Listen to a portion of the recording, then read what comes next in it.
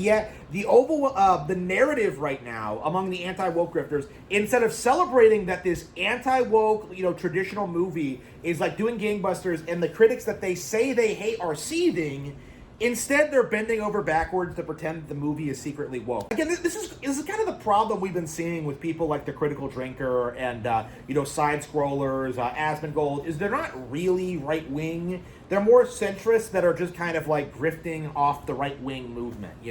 They are people who would be considered left wing under any other circumstances if the entire entertainment.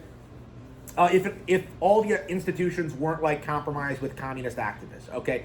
They are simply right-wing by the standards of like everyone in power and everyone who's making decisions in America right now.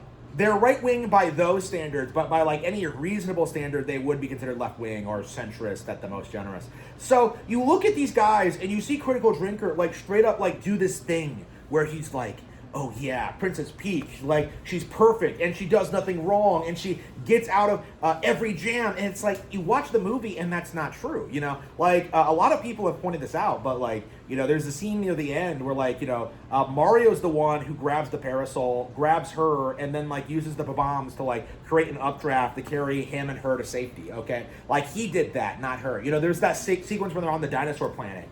Peach is frustrated because they can't get off, and Mario's the one who helps calm her down. This isn't the kind of thing you would see in a woke movie, and that's just the reality of it. Is when you actually look at the film as a whole, and not these weird cherry-picked instances of oh yeah, well Peach goes off by herself, specifically because Rosalina asked for her.